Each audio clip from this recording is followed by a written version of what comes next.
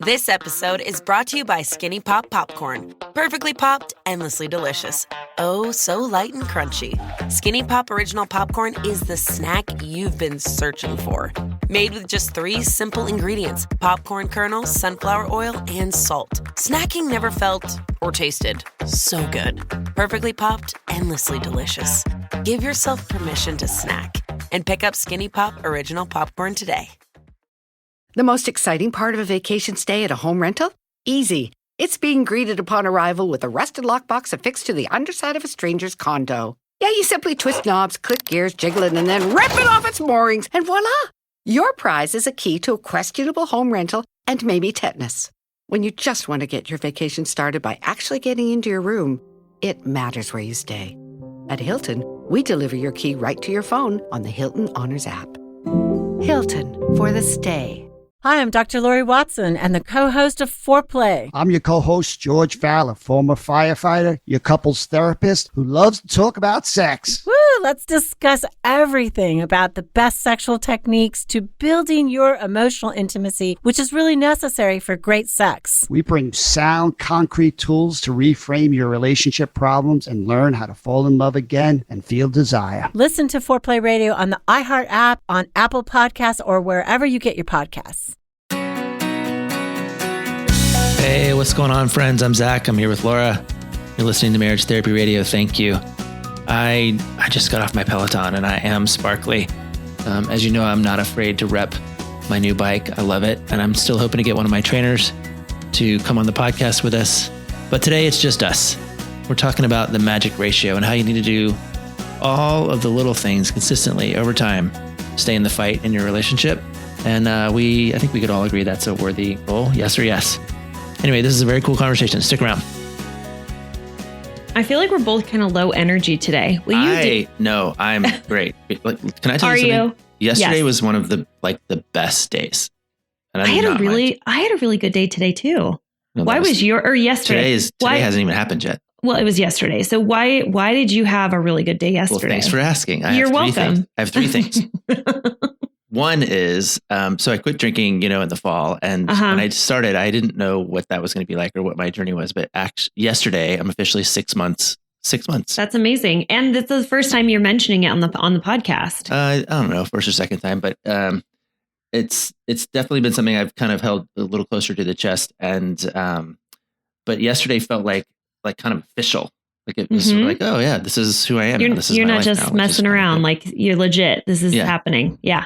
So that was number one. That I woke up just sort of feeling cool about that. Number 2, I finished. I don't think I told you this part. I finished and I submitted a book proposal, like an official book proposal. Stop. Yeah. You didn't invite me to write a book with you. That's so strange. No, I didn't. I had a friend, one of our mutual friend actually, who dared me to do it because I've been whining about it for years. And then I just decided I'm going to do it. And here's the thing that I think is so cool about it. Writing is I'm full of energy, which is nice. That thing that actually has something to do with the 6 months piece. But I actually, when I clicked send on it, I was like, I want to read that book. Like I want to read the book that hasn't yet been written. I just need somebody to pay me to write it. So if you're in the book publishing industry and you're in the market, hit me up because I got something for you that I think you're going to love. You've written 2 books previously, and they're both relationship-based books. Yeah. That are nonfiction. I've also been writing, as you know, at Stuff I Write, which has been also energizing. And I'm pretty close to having like my first goal, which was 100 subscribers. So if you haven't yet subscribed to Stuff I Write, go ahead and do that. Yep. But this is the most important thing that happened yesterday. And it's actually my favorite thing. Okay. So did I tell you about a Peloton? Yeah. So hold on. I have to tell is your Strava account, is it open to the public or is it closed? I don't know. I don't know how it works. Okay. So just so people know, I like Strava. I got rid of social media probably about 6 months ago. It's been wonderful. You can't find me on Facebook. You can't find me on Instagram, TikTok, none of those, which is wonderful. But I do have a strong desire to like cyber stalk people. And I found that I can do it on Strava, which is a way for athletes to post what they're up to. So I've been stalking you on Strava. Yeah. And I asked you earlier, like, why are you only doing these little 15-minute rides, 20-minute rides? But anyway, yes, I know you're on Peloton. Well, Because there's I a can couple see your reasons. rides. There's a couple reasons I do short rides, at least right now. In March in particular, I did a ton of long rides because my roommate and I were vying for miles. We just were in a contest. My college roommate and I. Okay, I was like, so are you referring to your wife now as your roommate? No, but my current roommate, my wife, as you know, just had hip surgery. And so she needs a lot of attention. TLC. Yeah. Which means I can't get on for like an hour. I can get on for 10 or 15 minutes at a time. Right. Yeah. But last night I rode my 150th ride. That's a lot. Live. A lot. So you can do on-demand rides or you can do live rides where the lady is in the studio or the guys. Did you get a shout out? She did. She said my name, looked right into the camera and gave me a big old shout out. And I was like, you know it. It was like the best. So I had like a 3 for yesterday. My kids were like, Dad, why are you so happy? And I told him about the 6-month thing. And one of my kids goes, that's like half a year. Uh-huh. I was like, wow. Yep. Matt, you did it. You mastered the calendar. Nice job. Oh, Spawn, you're so smart. Yeah. Oh, that's really cool. You know, Zach and I are huge fans of getting support, especially during abnormally stressful times like these. This is why we have partnered with BetterHelp to put you in contact with licensed professional counselors in your area. Tap into the world's largest network of licensed, accredited, and experienced counselors who can help you with a range of issues, including depression, anxiety, relationships, trauma, grief, and more. With BetterHelp's counselors, you get the same professionalism and quality that you would expect from an in-office counselor, but with the ability to communicate when and how you want. The matching process is quick but thorough, and you have the ability to communicate with your therapist how you like it, whether it be messaging, over the phone, or video conferencing. I know that in-person therapy sessions aren't feasible right now, and a lot of therapists are booked out, but don't let that stop you from getting the support that you need. The cost is less than half of what Zach and I charge, which is kind of unheard of. And when you register with BetterHelp, you're supporting Marriage Therapy Radio. Go to trybetterhelp.com/MTR to register. Try TRY better BETTER help. HELP.com/MTR to register with BetterHelp. Those are 3. They're kind of like big things, right? And this is my segue into what we're talking about today of like, how do you walk away from a day and go, that was a good day?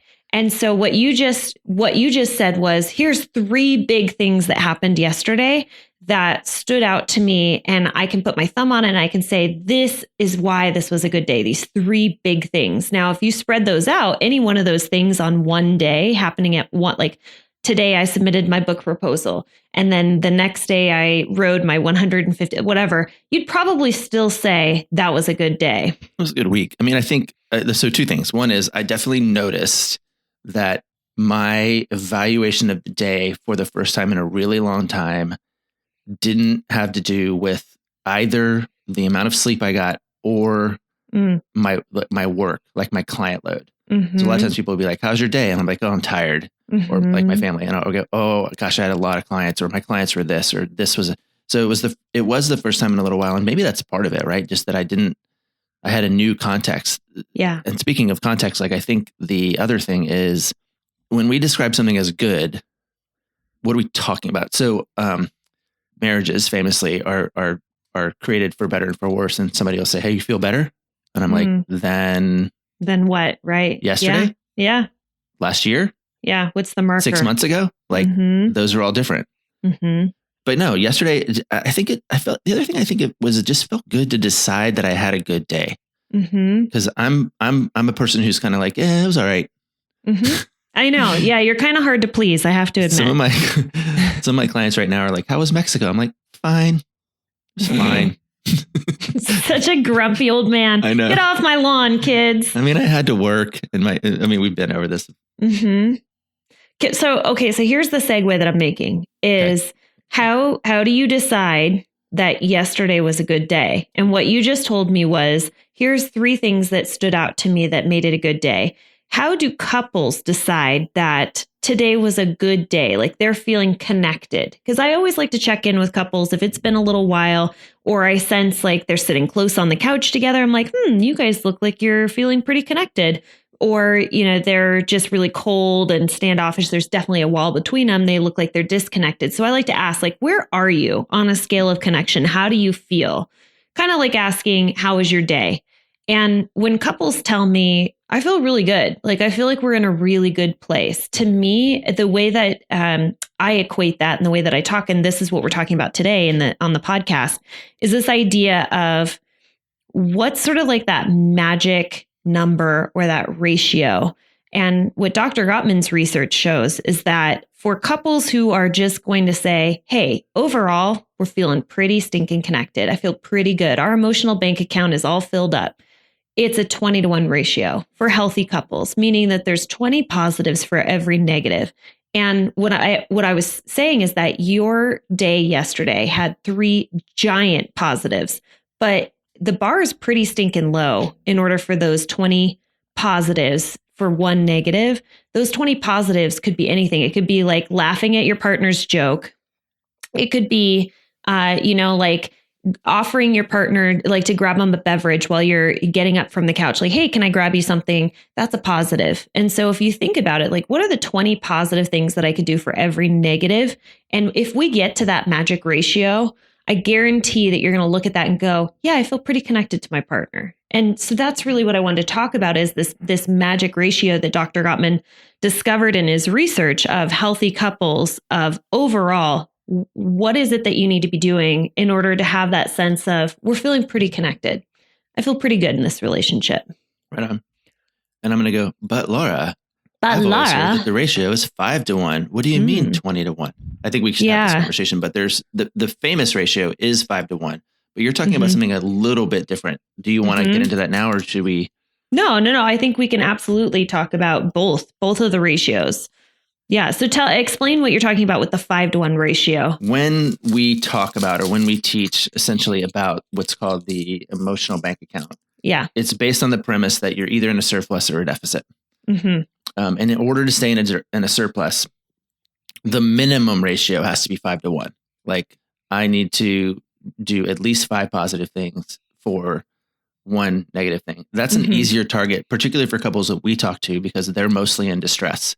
When you're not in distress, 20-to-1 becomes the target because it's almost like if you and I are just hanging out like we are today. Right. And I'm like, you're kind of a jerk. That feels out of the blue, unnecessary, unwarranted. Yeah.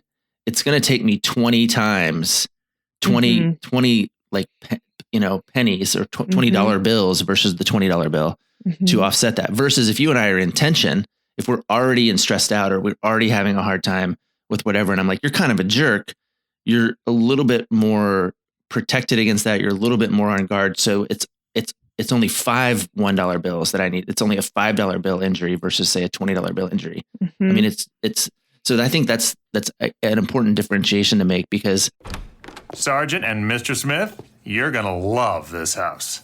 Bunk beds in a closet? There's no field manual for finding the right home. But when you do, USAA Homeowners Insurance can help protect it the right way. Restrictions apply. This episode is brought to you by Skinny Pop Popcorn. Perfectly popped, endlessly delicious. Oh, so light and crunchy. Skinny Pop Original Popcorn is the snack you've been searching for. Made with just 3 simple ingredients: popcorn kernels, sunflower oil, and salt. Snacking never felt or tasted so good. Perfectly popped, endlessly delicious. Give yourself permission to snack and pick up Skinny Pop Original Popcorn today. The most exciting part of a vacation stay at a home rental?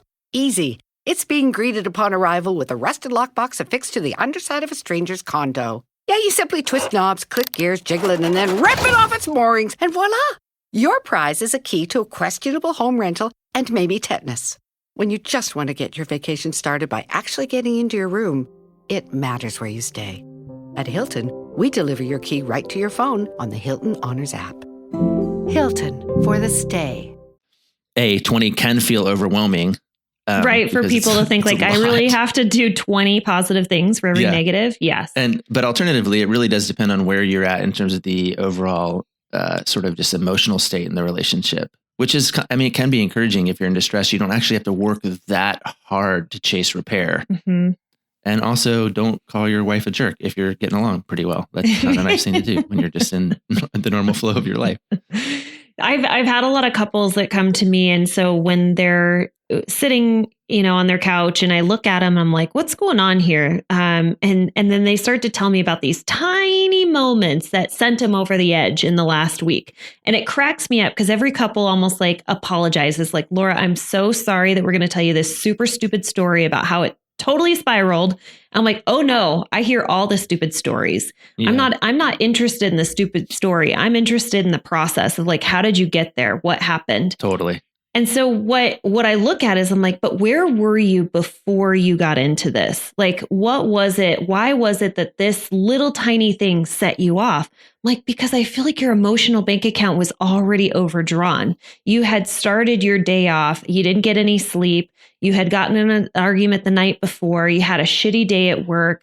Like you guys haven't like had time to connect or really like talk about, what's going on in your lives. You haven't had a date night. You've been kind of irritable with each other. So that you've just kind of been making all these withdrawals. And so the emotional bank account started off at a deficit. It was already overdrawn. And then this one tiny thing happened and it just imploded. And I'm like, well, that makes a whole lot of sense. You had already started off at a deficit. You didn't have a whole lot of surplus to be able to, cushion the blow, if you will. And so this tiny thing, it was like, the straw that broke the camel's back. By the way, do you know what those are called? I mean, I know it's a figure of speech, but my son used a word today and it blew my mind. And I'm like, I didn't know what that was. Do you know what an idiom is? Yeah. Yeah. I don't know what an idiom is. Wait, how does he know what an idiom is? Right? My 6-year-old. So we're reading a book and it says, you're the apple of my eye. And I said, do you understand what that is? And he goes, do you mean like, do I understand if it's an idiom or not? And I was like, oh my God. So what is an idiom? Did he say it? Is it correct? That's not exactly an idiom. That's a metaphor, right? Okay. Apple of my eye. Basically an idiom is using a metaphor is an idiom, meaning that it's like using what's the word I'm looking for? Like visual language. It's using figurative language to express something. So metaphors, similes, they fall into that category. Okay. And, but that's pretty clever. I know. Yeah, kind of blew my mind already. Yeah. Well, we'll see what happens to him. I did tell you that I indoctrinated him. We took him to Stanford and we showed him around the campus and we bought him t-shirts and we're like, this is where you're going. Yeah. Yeah. Anyway. Right on. I always tell couples, to your point, I tell couples there's really 3 sort of phases of an argument. And one of them is the one that kind of, one of them is the one that you're talking about, which is before it ever starts. Right. Like before it ever starts, there's something happening that is either going to set you up for an argument or not. Right. I always talk about sort of how perfectly neutral acts do have energy that is informed by the relationship. So yes, I'll tell this story, and I think I've said it to you. I think I've told it to you before, but I'll say, hey, let's imagine that you and your partner are just kind of hanging around in the house and you want some pasta. So you go and you boil some water and you get the bottle of pasta and you put it next to the stove and it's just sitting there. And then you go do something, I don't know, that's unrelated. You start scrolling Facebook or you start watching a TV show, or maybe you're talking too long to the neighbor in the front yard or something like that. But you're basically, you forget the pasta. You come back in and you're sitting there, your partner comes into the kitchen, sees the box of pasta and the boiling water, pours the pasta into the water. If Ryan does that in this situation that I've just described, what does your brain do? I mean, I don't even know. I know what my brain would do in my current situation here. Yeah, what would it do? My current situation would be like, geez, thanks for, totally. Thanks for stepping in. That's great. Symbolic of positive sentiment override. Yes. We all know people who would go, you didn't have to do that. All I was doing was checking Facebook. I was going to be there in 1 second. Right. I just needed to send this one email. I did not need you to put pasta in the water. Yeah. Right. It's a completely neutral act. Right. This right here, I'm just pouring a box of pasta, right? Yeah. But it's loaded with energy based on what's going on before the argument ever starts. Yeah. And so the 20-1 piece is the thing you're talking about, which is how do we just kind of load it up? Right. The catchphrase in the Gottman method is small things often, right? Like how do we just kind of keep doing small things? I often talk about consistency over time. Yeah. Because that's what's required. And frankly, if the relationship's in tension and you're doing positive things, they do have a little bit more value because, I can see they're making the effort, right? That 5-to-1 ratio. Ooh, okay. I'm going to push back a little bit because one of the things that Dr. Gottman's research, I find this to be one of the most fascinating studies, and I love sharing about it, is that when couples are in either positive sentiment override, wearing the rose-colored glasses, they see the positivity, they interpret neutral things as being like, gosh, thank you so much for, like putting the pasta in the boiling water. Versus a couple that's in negative sentiment override, they interpret those negative or those neutral acts as more negative.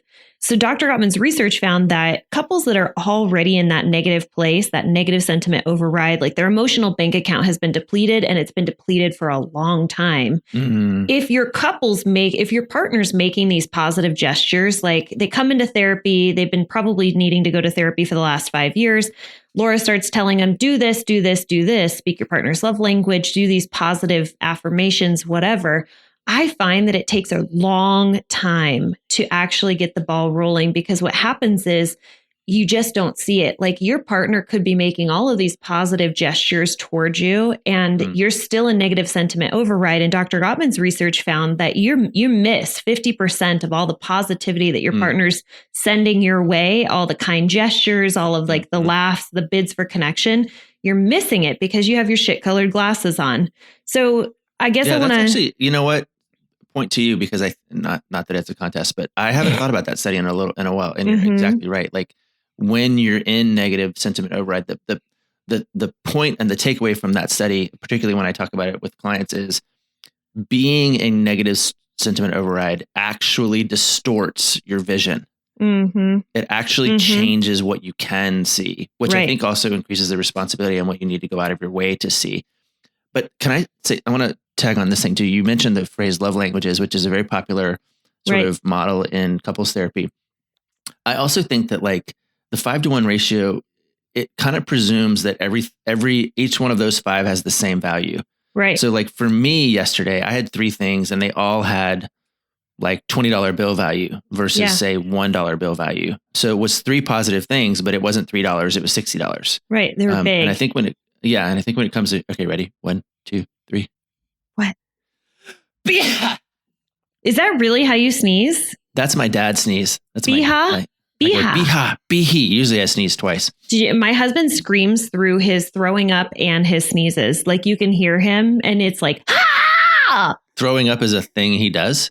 Well, I mean, when he's not well, but I'm a very quiet thrower-upper, and he screams through it. It's like a man sickness, I think. It's like everyone needs to know he's not well.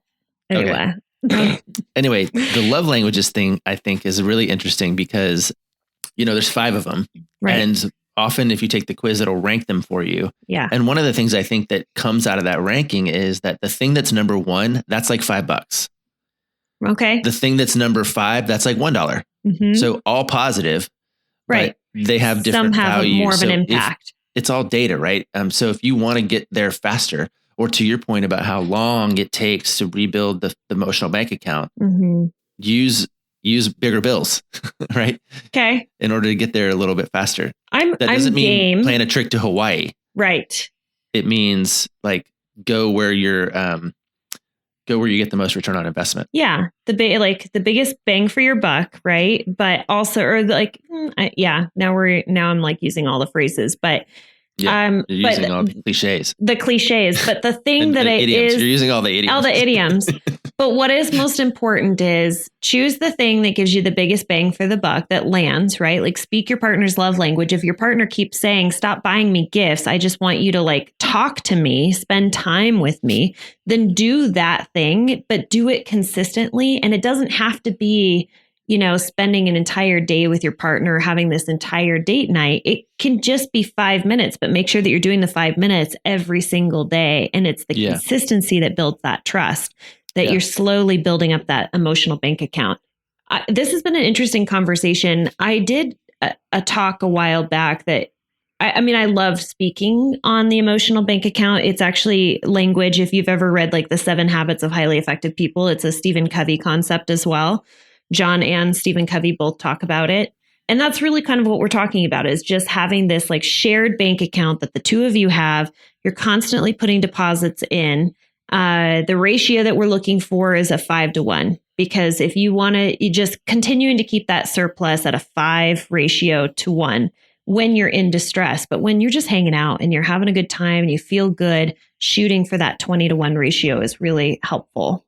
Yeah. I dig it.